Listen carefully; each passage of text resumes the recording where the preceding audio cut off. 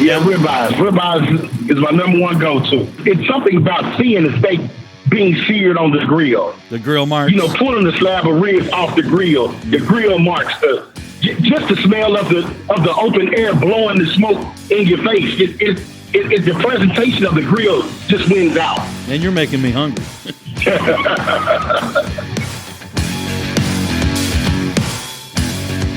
Welcome to Six Figure Trucker, the podcast where we share advice on how to be successful in trucking and have fun while doing so. We'll share stories, news, and advice on how to earn six figures in trucking, and we'll speak to guys and gals that are already doing so. Let's get to the show. Hello, everyone, and welcome to the Six Figure Trucker, brought to you by Norton Transport. This is a format, a venue, if you will, where we elevate and celebrate the drivers that make it all go round and round, of course, for you, for me, for everyone connected in the country and even in Canada as far as commerce and trade. And joining us this evening is Marvin Miller. Marvin, it sounds like you're out and about. Where might you be right now? I am out and about. I just left L.A., and I'm heading through Las Vegas. So you've already made it to Vegas? Nah, I'm en route. Okay, I got you. Now, what were you driving on the way out to? Did you drop in L.A.? Close, actually right above Bakersfield. Okay. I dropped a Freightliner at Bakersfield. What kind of Freightliner was it? Was it a Cascadia? Yeah, but it was just a day cab. Just a day cab. How did it ride for you? Oh, great. I had no issues. Where did you pick it up, and how long of a ride was it? I picked it up in Ohio, and I can't tell you how long the ride was, but it was almost a couple thousand miles. Is that going to be good for your backside, for your wallet there? Well, yeah, it works well for the wallet. Works well for the wallet. You like I don't know about everything else. Yeah, you like those long runs, right? I do. Now you're in the truck. You're in the truck now, and just so everyone knows, you're on your headsets right now, right? I am. Gotcha. What's the weather like out there in the Vegas area now? I know a couple of days ago they had some predicted snow in the Four Corners region. I don't know about all the way down to Vegas. I wouldn't think so, that far south. But give us a bird's eye view, boots on the ground kind of weather report. It's warm, sunny, and I got the air on. Good deal. It's amazing how it can change in just a couple of days. Of course, the snow would have been north of you. But what's your destination? I'm headed to Salt Lake City. Okay. It could change a little bit on your way up that way. As a driver, whatever it is, I'll see it when I get there. Love it. Now, do you look, when you're traveling, I would think you would look into and see what you're driving into. Have you looked at the forecast for Salt Lake? I guess you'll arrive there probably tomorrow. Well, what happens is I haven't looked at the forecast because wherever you're in the country, it's the winter time. So if you're driving in December, January, February, in your mind, it's winter, whether it's snow or no snow, right. Whether it's cold or it's warm. The fact that I'm in the Vegas area currently is irrelevant because in my mind, it's the winter time. I got you. But you're prepared for it. Definitely. What do you have? What do you take with you when you have to travel light? What do you take with you to prepare for your whatever you may run into during the winter season? It honestly depends on where I'm going and how long I'm going to be out. But generally, I got my coat, my hat, and I keep my boots on, and I got several changes of clothes. And so, again, it just depends on where I'm going and how far I'm going to be out. Gotcha. Because cold in Indiana is not the cold in Montana. Right. So winter's a little different everywhere. Absolutely.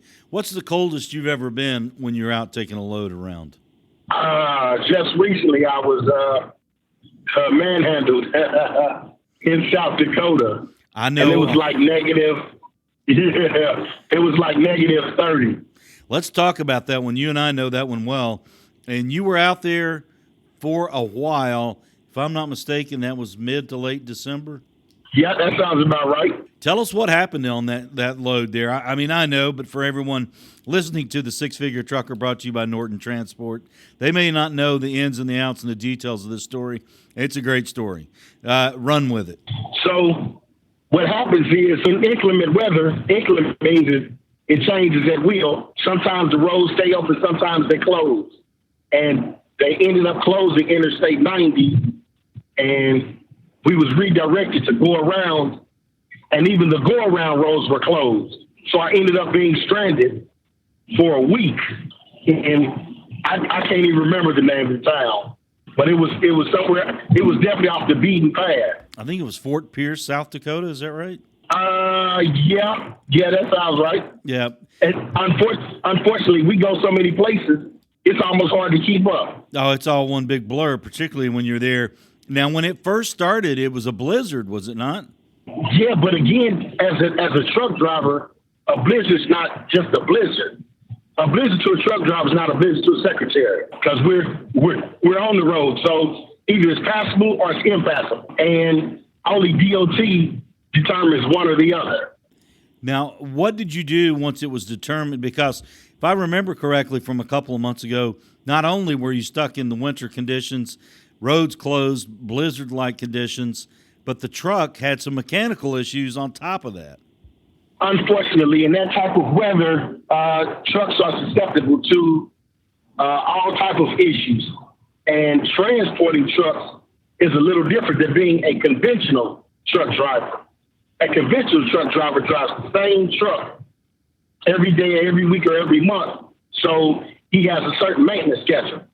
Well, transport the truck, when you pick it up, you're at the mercy of the maintenance that's been put in before you arrived. And sometimes it's up to par, sometimes it's subpar. And in the truck that I was driving, I can't say it was subpar because I didn't see the maintenance records. But what I do know is that it couldn't handle the weather conditions, which was -0. Now, if I'm not mistaken, if I remember correctly, you spent 8 days in South Dakota in a blizzard. Now, I know toward the back end of that week, the weather kind of held off a little bit and kind of broke clear. But what did you do in those 8 days? Watch television. I guess you watched a lot of it. You're listening to Marvin Miller here on the Six Figure Trucker, brought to you by Norton Transport. We're talking about him being stranded in South Dakota during a blizzard there for 8 days. On top of the blizzard, there was also a truck that had some mechanical issues. He's just told us he spent a lot of time watching television during that time. Did you see anything good? Did you have access to Netflix, Amazon, any of that kind of stuff, or did you have to watch what was on there in South Dakota? I had to watch what the hotel had. Actually, I have Amazon Prime on my phone, but TV is not really that important. Every now and then I'll watch a movie, but in general, I just watch what was on the hotel TV. Gotcha. Did you find anything good in that week there? Anything to occupy your time? Just the general stuff, because you're really looking forward to getting back home safely to your family. Right. So in passing the time, it was literally, just the form of the day. I got you. The mission was really getting back home to family safely, because it was still a whiteout. Right. They had tow trucks that were stranded. The 18-wheelers that was parked one day, 2 days later, you couldn't identify where it was parked because of the snow drift. Mm-hmm. So it was just one of those situations. But like I say, it happens only seldom. So we take the bitter with the sweet. Right. And it's a situation, I mean, honestly and obviously, there's nothing you can do about it. How do you, I guess, cope with it when you're in that situation, which you were in? Same way I cope with life. I hold on to what's known as the Serenity Prayer. There's 3 parts. The third part is what's important for me. The first 2 are cool, but the first one is God grant me the serenity to accept the things I cannot change. The second is courage to change the things I can. And the third one is most important, which is wisdom to know the difference. Well said. Well said. And I wanted to ask you also a quick question here, because I came to know you as an account manager, talking with you when you were going through this ordeal out in South Dakota. I was kind of marveling at the patience that you have. Is that something that has been developed, or is that just part of your personality, part of your character? How do you have such patience? It is me. It was developed. but it was developed early. And it was developed early because as a man, we have a problem with pride, ego, masculinity, and testosterone. And once you run into certain brick walls, you learn your place pretty easy in life. So I keep patience because if I stay in my place, it prevents life from putting me in my place. Obviously, in addition to the patience, you have wisdom from what you just said there. Has it been enhanced as far as the patience and the wisdom with your time on the road? Do you feel like you've grown, developed, matured, spending so much time by yourself out on the road? Well, it has enhanced, but it hasn't been because of the road, or it hasn't been because I was by myself. Anything that you do, something ought to be gained. Everything that you do falls in one or two categories from my experience. It's either a lesson or a blessing. It's either a lesson, something that you learn from, or it's a blessing, something that good has been bestowed upon you. So it's one of the two. And either one is going to be to my advantage. Because I even learn from my mistakes. When I do something wrong, I build off of it. It doesn't take away from me. Gotcha. My glass is never half empty. I could tell that. Marvin Miller here on the Six Figure Trucker, brought to you by Norton Transport. You said it's either a lesson or a blessing. A lesson or a blessing. A lesson or a blessing. 8 days in South Dakota in a blizzard. Which one was it? A lesson or a blessing, and why? It was a blessing. There was nothing I could do about it regarding being a lesson, but it was a blessing because everything that happens for a reason, even if I don't know what the reason is. So either I was steered toward a blessing or I was kept out of hurt, harm, or danger. That's an incredible outlook from Marvin Miller here on the Six Figure Trucker, brought to you by Norton Transport. Now you're headed to Salt Lake City. Where do you go from there next? Are you heading back home? Almost. I'm headed to Fort Worth, Texas. That's not really that close to home, but it's closer. It's not close to home, but after that, there's a Denton that'll take me home. I got you. Now, you were taking a Freightliner out to California. What are you in now? A rental car. You're in a rental car heading to Vegas, or you're near Vegas. Is that where you're? Are you heading all the way to Salt Lake City? Yes. Okay. What kind of rental car you got? I have a Nissan Altima. Okay. That's a pretty comfortable ride. Oh, definitely. I mean, I could have flown, but that would have taken away for the mortgage. So I decided to drive. I got you. Now you're going. What kind of truck you got in Salt Lake that's taking you to Fort Worth? Freightliner Cascadia. Gotcha. Wanted to ask you quickly. You're going to be making your way back to Kansas City, which is home for Marvin Miller, and we're talking just a few days after the Super Bowl. And I'm guessing Marvin Miller is still smiling pretty broadly about what happened with his Chiefs. You and I had a conversation about the Super Bowl. I'm going to say off camera, off radio, and my answer is the same. It's only a game. I told you if they won, I would scream and holler with everybody else. If they lost, I would get a good night's rest. Who won the Super Bowl? Who didn't win the Super Bowl? Honestly, didn't affect my life one way or the other. Gotcha. Patrick Mahomes is not going to pay my bills. Jalen Hurts wasn't going to pay my bills. It's just a game. I got you. Now, I got to tell a quick story about Marvin Miller here. Marvin was out in Colorado making a couple runs for one of them, a customer of mine, and we were kind of in a pinch, kind of in a jam. Marvin was on a schedule, tight schedule, and kind of replay those that day for us because not only is Marvin a patient man, a wise man, he's also a reliable driver. And tell this story that speaks to what happened on that particular day. I guess that was last week or the week before. Yeah, I think that was last week. I was trying to get home for the Super Bowl, but not for the purpose of the Super Bowl itself. I was trying to get home for the purpose of family, in the sense of a family gathering. Me being a truck driver, I'm very rarely at home.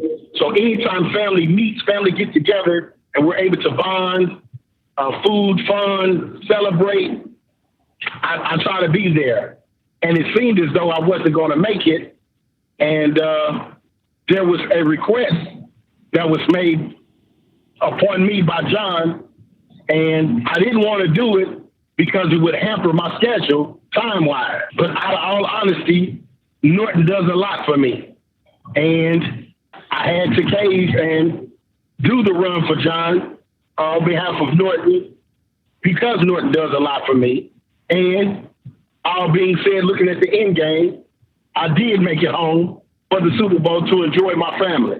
That's fantastic. And I got to interject here. Marvin does a lot for Norton Transport. We're very grateful to have him. And you answered the next question that I had in my mind was, did you make it in time for the Super Bowl? I was hoping that favor you did for us didn't set you back too much time-wise. But I made it. Tell us about the family gathering, what you guys did for the Super Bowl weekend. It was actually twofold. It was a family member's birthday on the day of the Super Bowl, so we celebrated their birthday as well as a watch party for the Super Bowl. So it was an all-day event. We started about 10 o'clock in the morning. We all went to church together. We left the church and went to the steakhouse.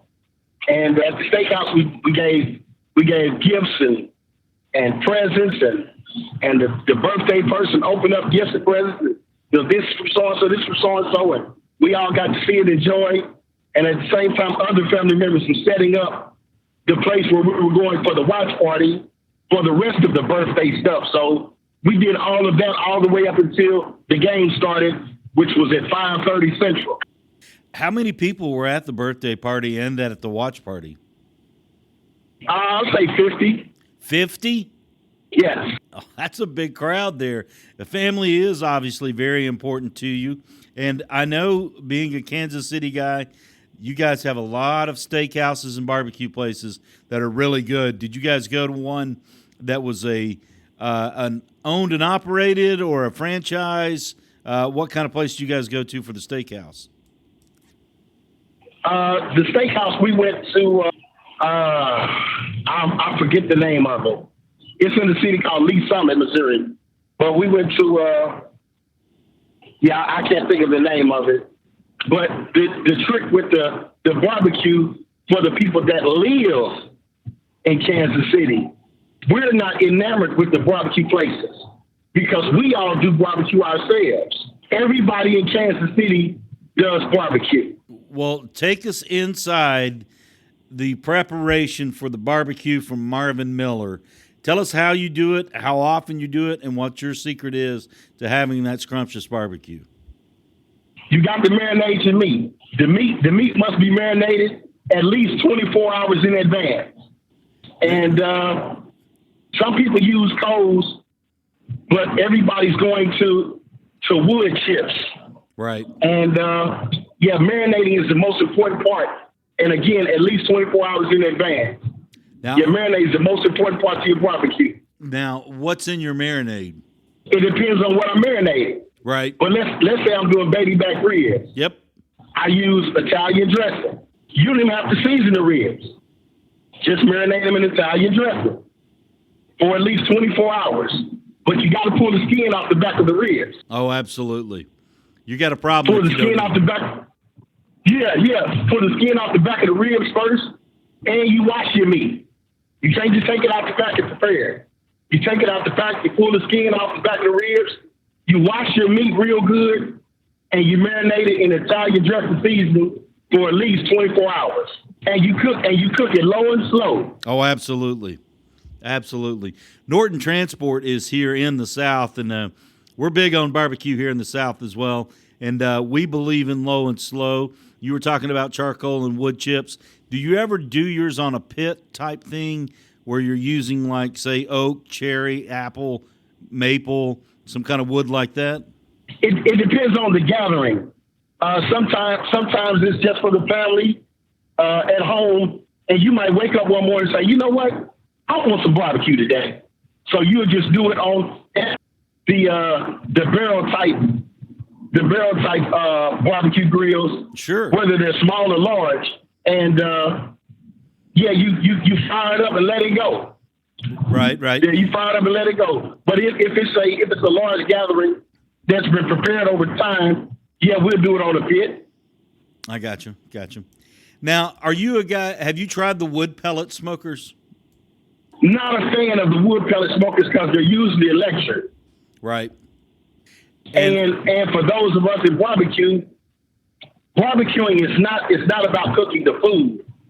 It's a tradition. It's an event.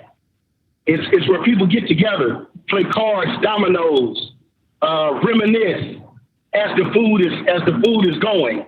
It's not about the food getting done. We enjoy the process. Right. It's enjoying it as it's like you were saying. It's a process. It's an event, and it's a time when everybody can connect and reconnect, as you were saying. And the food obviously is a star of the show, but it's just a part of the show. Correct. Now, are ribs? Is that your number one go-to, or steaks, pork? What's your number one go-to? Ribeye. Okay. Yeah, ribeyes. Ribeyes is my number one go-to. Now, take us through Marvin grilling a ribeye or smoking a ribeye, however you do it. Take us from start to finish on that ribeye. I can't, but what I will do is let you know that I cheat. Okay. I cheat. I don't even put them on the grill. I have a cast iron skillet. I know where you're going. And I brown them in the cast iron skillet. And I'm skipping some steps, but I brown them in the cast iron skillet, and I end up putting them in an aluminum pan in the oven to your liking, whether it's medium rare, well done, medium well. So I cheat. I put a little liquid smoke. I got you. I put a little liquid smoke in it. I cheat with them, but yeah, you would never know. You would never know the difference. That's what I was going to ask. How does that compare to one coming off of the grill? I mean, the ribeye, you've prepared it the way you just described versus one off the grill. You said you never tell the difference. Yeah. Which one do you prefer? Off the grill, because again, it's the most food is about presentation. Absolutely. So it's something about seeing the steak being seared on the grill. The grill marks. Pulling the slab of ribs off the grill. The grill marks. Just the smell of the open air blowing the smoke in your face. The presentation of the grill just wins out. Man, you're making me hungry.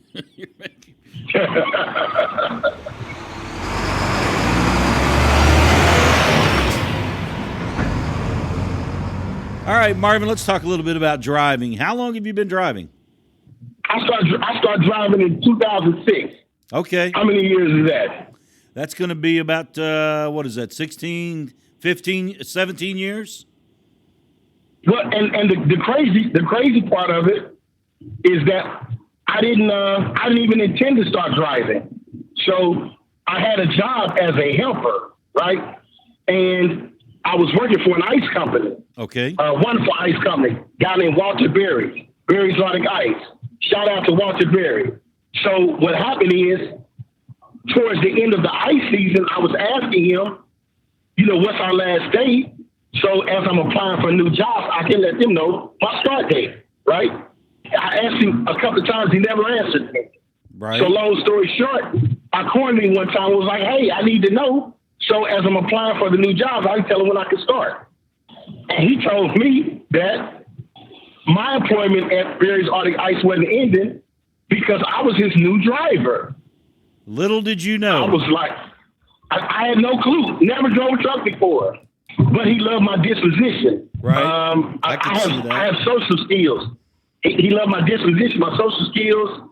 He likes how I talk to the customers, things of that nature. Can fix a problem on the fly, accommodate someone dissatisfied with an issue. So, because of that, he made me a new driver. And the most important part of driving, I had no clue of, which was driving. And as a helper, he said from that point on, every driver that I rode with, when we had downtime, they were going to put me in the driver's seat and show me what they knew. And that's what happened. What kind of trucks are we talking about here? These were straight trucks. Okay. Yeah, they were straight trucks, 26-foot straight trucks. I got you. I had no clue. Never driven one, never shifted a gear. I knew nothing about driving. But I'm assuming you picked it up pretty quickly? I didn't have a choice. The job consists of driving, so I picked it up pretty quick. Now, you had some training, as far as you said, when there was a time availability for you to get in there with some other drivers, you would start, learning the ropes. How long did it take you to say, okay, this is a manual transmission. I've never driven a 26-foot straight truck, but I'm going to do it? I'm a kind of end all be all type of guy. So when he told me that, and I agreed to stay on and take the position, at that point, that's where I knew that I was gonna get it. Right. I mean, as men, we have to get it done. When I leave home, I can't come back without it. There's no good old college try. There's no I gave it my best. I did all I could. I can't come when I lace up my boots. I can't come back till I got it because I left to go get it. I got you. So this was back in 2006 when you took the drive with the driving job with the ice company. Is that right? 2006. Correct. Now, where did that lead you? Where did you go from driving with the ice company after the ice company? Well, that actually led me. I had some family personal issues in 2010, and I left the company to take care of family. And I was in between jobs at that point, and my current wife told me that she's a school bus driver. So she had a coworker that did driveaway during the summertime when they were down. Okay. So I told her, I was like, I'm like, baby, that don't sound right. That sounds like a scam. And she's like, no, I'm telling you, he do it every year. And I'm like, are you sure? How well do you know this guy? And she's like, baby, he do it every year. I'm telling you, I'm going to introduce you. She introduced us. He told me what he do. I was still skeptical. Mm-hmm. He gave me phone numbers of the people he contracted through. I called him. I took a chance, and I started working for them. And it turned out to be a real thing. Who knew? Right. Now, you started off in driveaway. How long ago was it where you ventured into driveaway? That was in 2010. Okay. Now, when did you come on board with Norton? 2014. 2014. Now, I've talked to some people here in the office. I'm going to drop a couple names, Thomas Finn and Mike Aders. Mike told me that I believe when Mike was dispatching, you and him partnered up. Is that correct? That is correct. He speaks very fondly of you. Just wanted to know what that relationship's like from a driver's standpoint. The relationship in partnering with a dispatcher is rocky at first because you're an independent contractor. If I was an employee, my job was just to figure out the rules, policies, procedures, and fall in line. But as a independent contractor, I'm able to make my own decisions. I'm able to say, yeah, I want it. No, I don't want it. Yeah, I'll go out, but I'm only staying out a week. So it's rocky because y'all have to build a rapport, right? Gotcha. You learn your dispatcher because it may be female. You learn your dispatcher. They learn you as a driver. Once that's established, it's smooth sailing. Now, you worked with Mike, and is Thomas your current dispatcher? That is correct. What's it like working with Thomas? Man, it's wonderful. It was wonderful with Mike. Mm-hmm. And when Mike was a dispatcher, he just switched positions and went to doing some other stuff. But yeah, it was wonderful with Mike. But again, when you first start off with the dispatcher, you have to learn one another. And once that relationship is established and built, it's, I guess in some ways, it's a partnership. It is. It is a partnership because, once Mike got to know me, he would book me a load, because being an independent contractor, I can agree or deny it. But he would book me a load because he knew that that's what I wanted or that's what I liked or et cetera. Mm-hmm. And Thomas does the same thing. and I'll just text him like, thanks. You know what I mean? So yeah, it's a relationship. How relieving is it to know you've got dispatchers that can book a load knowing in advance, hey, this is something Marvin would like? That's wonderful. That's wonderful, because outside of that, you're time constrained on checking the load board, hoping that it hasn't changed and another driver has picked up the load and you look and it's already gone. Right. So having a dispatcher that's in tune with you to say, Marvin would like to have this and book me on it, that's wonderful. I mean, that's a load off. I got you. Now, let's talk a little bit about some of your experiences on the road. We touched on the blessing you talked about in the blizzard. We'll call it the blizzard blessing. But give us another crazy story from the life of Marvin Miller out on the road. Which one? Your choice, dealer's choice. Well, I mean, you get to see some beautiful countryside. It's because of Norton Transport that I'm able to see my country and say that I've been to every state except for the state of Alaska. I went to Hawaii on my own, but outside of that, I've seen every other state buying through Norton Transport. Wow, that's impressive. That's got to be rewarding. And I guess give us not necessarily ranking top 5, bottom 5, but give us the highlighted states that really struck an impression in you. I've got to be honest, and I tell other people this that are interested in driving, what's the most beautiful state? I mean, what's the best place to go? Every place has its own magic. The state of Connecticut, their alleys are cleaner than most streets in other cities. South Dakota is the most majestic. South Dakota is the most awestruck state that I've ever been to where it's just, you look around and you're just taken aback. Right. Of course, Florida and, California, specifically places like San Diego, has its own magic, and places like Vermont, Massachusetts. But everything possesses its own if you will, its own it factor. It's own when you're looking for a certain thing, you're like, hey, I want to go back to the right because they do this over there, right? Mm-hmm. Every place has its perks. I got you. Have you had a chance to make it out and check out the Grand Canyon? I've driven past it probably 75 times, and I'm a family type of guy.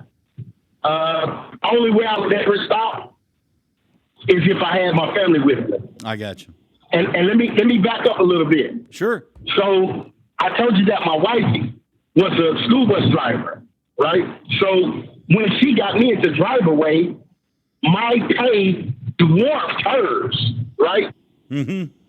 So I suggested to her, why even keep making that little money when you can come out on the road with me? So we were both Norton drivers. That's awesome, man. What's your wife's name? Sharita. Okay. So at what time frame were you guys both on the payroll there? We started with another company first, but she drove from about 2013 to 2018. Okay. So she was out on the road with me for like 5 years. That had to be fun. Did you guys try to ride side by side, take similar routes, or how'd you work it that way? No, we went everywhere together. We took the loads where they had multiple trucks going, pickup and delivery. I got you. Yeah, it was wonderful. I was going to say you guys saw a lot of each other. Yes, it was wonderful because I wasn't missing her. She wasn't missing me because we're together and we're getting double the money. That's a win-win right there. Did it strengthen your relationship? Yes. How so? Because, again, she wasn't missing me and I wasn't missing her. Right now, my thing is getting back home to her, and she's waiting on me to arrive. But on the road, we had each other. There was no rush to get home. I got you. Because the things that was important to me, I had, and the things that was important to her, she had. So wherever we were just there. I got you. I understand. You're listening to Marvin Miller here on the Six Figure Trucker, brought to you by Norton Transport. Marvin, you and I talked earlier this week. You're 49 years young. You've been doing this since 2006. How much longer do you see yourself doing it?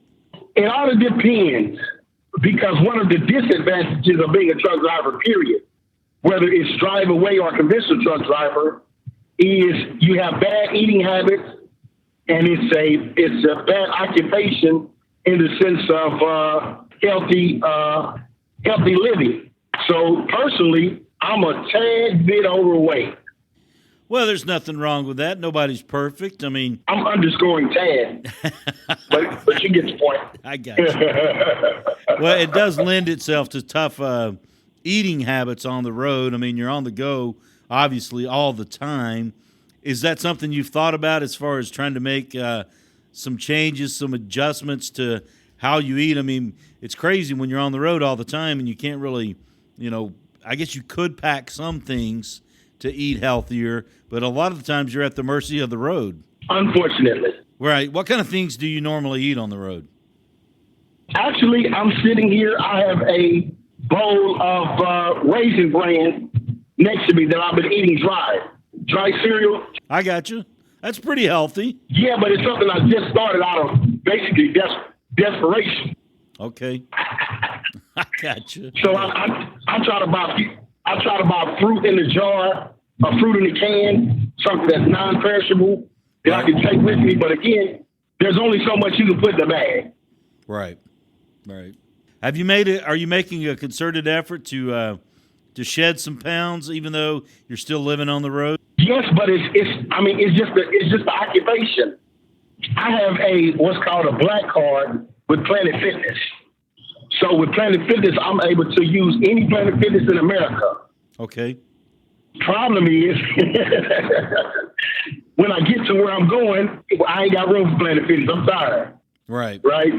Yeah, you're exhausted. And once I'm rested up, it's time to go. Right. It's hard to find that time in there. Right. So me and Planet Fitness, we've been missing each other. I got you. Not seeing too much of each other. I understand. No. Our relationship has been rocky. Well, you've talked about we know about the barbecue. We know about Planet Fitness there. What kind of things does Marvin Miller like to do for fun, hobbies, kicking around the house when you do have some downtime?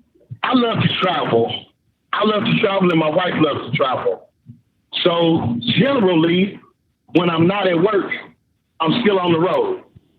Me and my wife are both drivers, so we go. I got you. What's the neatest place you've been to as a couple, not getting paid to go, not in a big truck, but in your car or in your pickup truck? I mean, where you're going as a family or you're going as a couple. What's the neatest place you've been to? I have to be honest. It's not the place. It's the people. Usually the places we go is places that we have family and friends. So the places to us are really irrelevant. It's the people that's there, if that makes any sense. It makes perfect sense. I understand. You could be anywhere if you're with good people. Right. And that's kind of how we see it. It's not the places, the people. It's the people that we're going to see. It's the people that came along with us, or the people that met us there, or whatever it is. That's kind of how we plan vacations and getaways and things of that nature. I got you. But yeah, me and my wife, we love to travel. What's one of the more memorable vacations you've had? Not necessarily because of the location, but more about what you've talked about, the event, the people, the gathering, the memory. I got to explain this one. Okay. It's Las Vegas. Okay. The reason why I have to explain it is because my wife and I don't gamble. But you had a big time. Every time. And we used to go 2 or 3 times a year. The pandemic slowed us down, but the reason why Vegas is so of a hot spot for us is because we have family and friends that live in Vegas. Okay. And every time we go, we either take some people with us or have people meet us there that have never been to Vegas. So by proxy through them, it's kind of a first time every time. if that makes any sense. Right. You're kind of like a tour guide. Basically. And I'm getting the sense that from your personality and how we're getting to know you, you enjoy making other people happy. Definitely. Gotcha. Now that kind of leads me to my next question. We know on your profile here at Norton Transport that your handle is Plumbline.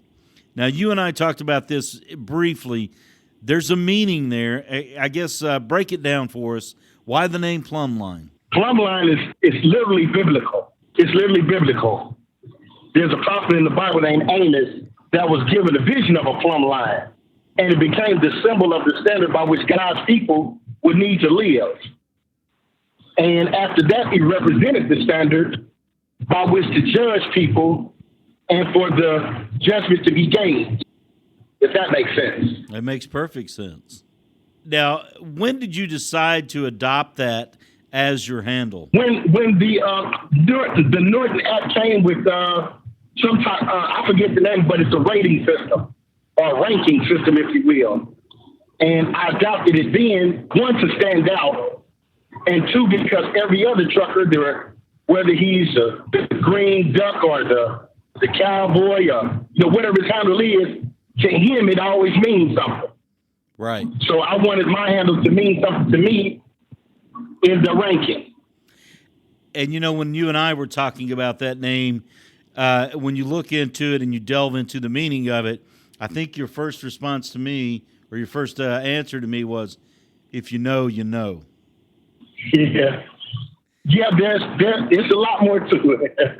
There's a lot more to it. And whoever listens to this radio broadcast, if they know, they'll know it. And if they don't, no harm, no foul. Right. Well, for somebody who does hear this podcast, the Six Figure Trucker brought to you by Norton Transport, Marvin Miller is our guest this evening. What do you want them to take away from knowing that your handle is Plumbline? You gave us the background. You gave us the history out of the Bible about it. But what do you want them to take away from that? The Plumbline is a part of being able to recognize one in the dark as well as in the light. Gotcha. And those that's in the light will recognize it, and if they're not, they won't. Understood. Now, will you make it to how close to Salt Lake will you get this evening? I'll make it to Salt Lake. Okay. I'll be in Salt Lake tonight. Pick up your truck in the morning? Yeah. Gotcha. Yeah. Now, Salt Lake to Fort Worth, that's about, what are we looking at there? What's the mileage? About 1,200 miles. I was thinking 13, but 1,200. That'll take you, 2-3 days? No, a day and a half. Gotcha. And it's all downhill. Literally. Yeah, there you go. It's literally all downhill. So that'll put you, are you going to be home for the weekend? I should make it home Saturday night. Okay. Any plans with the missus? There's several plans. There's a show in Kansas City at a venue called the Music Hall where they're doing see what you call it. I don't know what you call it, but it's a show, and it's about the burning of the black portion of Tulsa, Oklahoma. Oh yeah. And it's being reenacted and showing how vibrant it was before it was bombed and firebombed and things of that nature. There's a lot of people who are not aware of that. I think it happened back in the early 1900s. It did. Yeah. And that's something, I guess, is something that you want to make yourself aware of and more knowledgeable about. Well, I know my history. I'm going literally to support the cast and crew, if you will. I got as you. well as take my wife out on an evening of enjoyment. Sure. And Sunday is my daughter's birthday, so her whole day is planned out. She got a skating party set up, so yeah, my weekend is jam-packed. It sounds like it. You're a busy man, Marvin Miller. Hey, a Rolling Stone gathers no moss. I wanted to ask you this as we kind of come down to a close here on the Six Figure Trucker brought to you by Norton Transport. Very honored to have Marvin Miller on as our guest. What would you say to someone who may be considering this as maybe a career change or a career start? What would your words of advice be? I would say that it's plenty of money if you're interested in going to get it. A lot of questions that I get is, well, how much do they pay you? And I'm like, well, that's not how it works. You can make as much or as little as you choose. So if you're interested in finances, the money is there, but that's not why I do it. So from a personal standpoint, I do it for the flexibility. I do it because if I want to go to work tomorrow, and I say I'm going to go to work tomorrow, and tomorrow comes, I can change my mind and be like, nah, I ain't going to work tomorrow. I don't owe no explanation. I don't have to pretend to be sick. I don't need nobody to cover my shift. I don't have to use no PTO time. I just don't go. And that flexibility for me is king. There's times my wife and I go on a vacation for a week. On the 6th night, we look at each other and say, you ready to go home? You ready to go home? You must not be ready to go home. Only if you're ready to go home. And we stay another week. That's awesome to have that. I'm not fired afterwards. I'm not looking for new employment. I'm not apologizing to my employer. I do it for the flexibility. So if you're looking for good money, well, great money actually, and flexibility, Norton Transport is the place to be. I tell you what, I don't know if I could top that as far as wrapping it up.